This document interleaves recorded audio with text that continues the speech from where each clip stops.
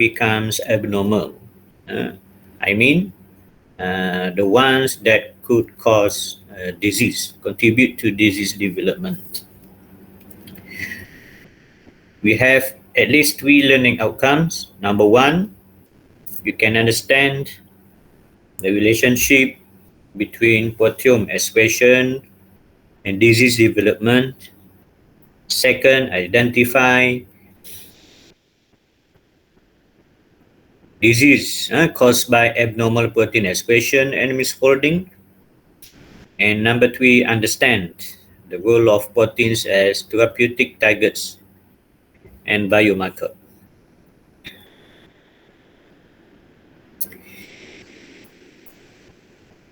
This is how proteins can get involved in disease. All proteins need to be produced, need to be translated from mRNA template into a polypeptide chain. Then the newly synthesized polypeptide chain need to be folded into 3D structure.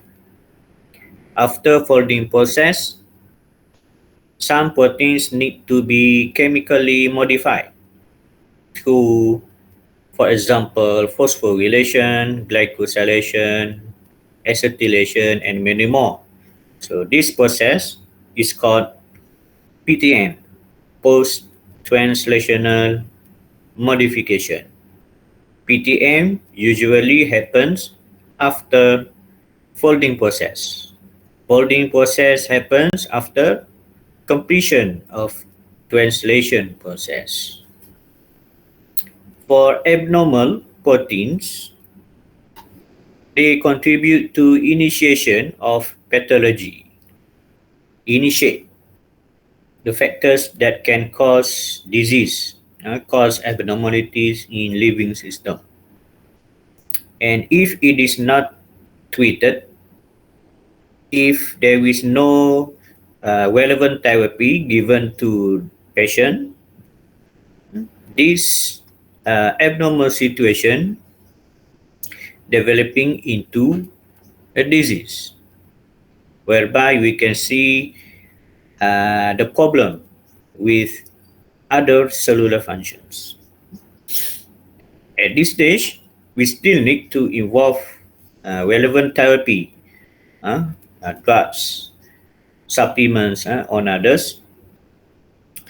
As long as we can contain the disease, there should be no problem.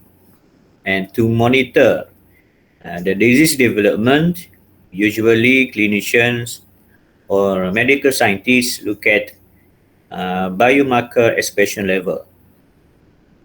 So basically, biomarker refers to any specialized protein that represent the specific disease condition. For example, cancer disease. In the last 30 years, probably we have only one biomarker, namely p53 proteins. So changes in this p53 protein expression can cause cancer disease. But nowadays, I think more than 5 specific biomarkers to indicate cancer development. Okay, so monitoring biomarker, giving relevant therapy can allow us to be in one of these condition, good or bad condition. If relevant therapy, consistent monitoring, biomarker monitoring, then we can get good outcome. So we can achieve 90% to 100% healing. If problem happens during therapy regime, biomarker monitoring, probably the healing process is delayed. So it is not good to patient and requires further therapy treatment.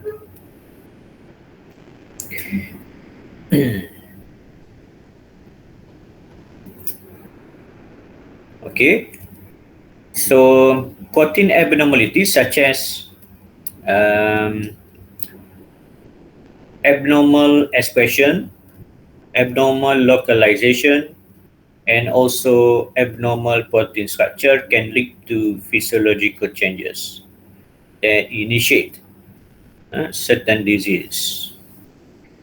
Abnormal expression means when we compare between normal sample or healthy patient sample and disease sample, comparing the expression level of certain protein, then we find that the expression level of proteins in disease sample is substantially decreased, huh?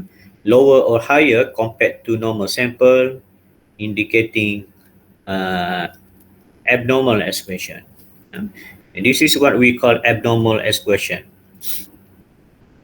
It is clear when we compare between two groups of sample, normal samples and disease sample.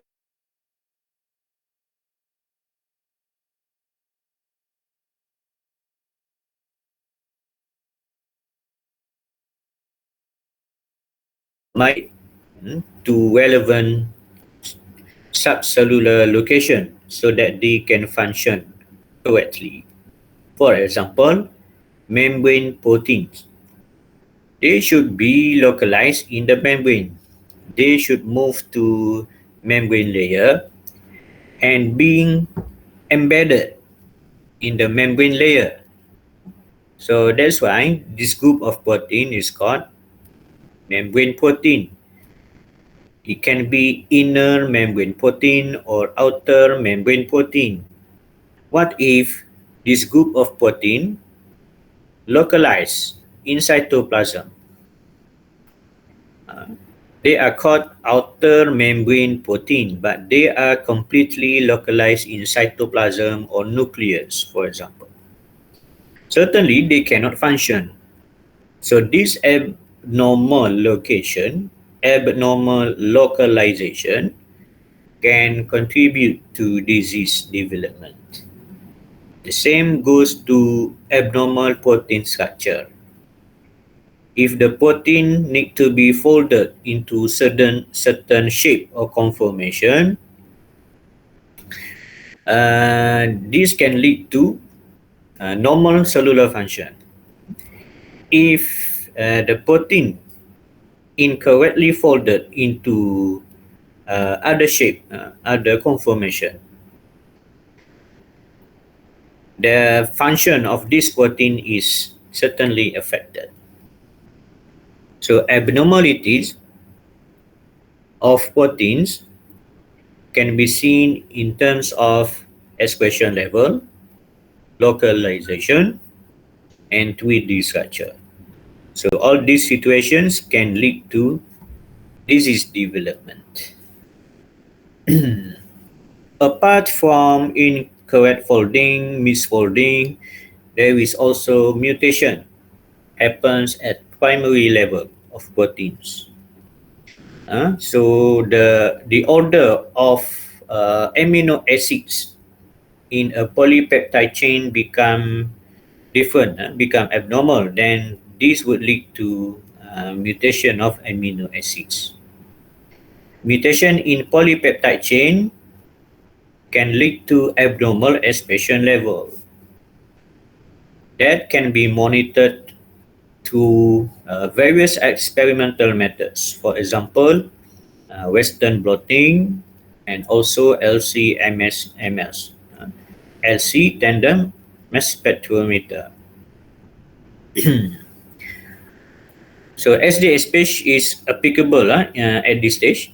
After SDSPH, we continue with Western blotting to monitor the abnormal expression level.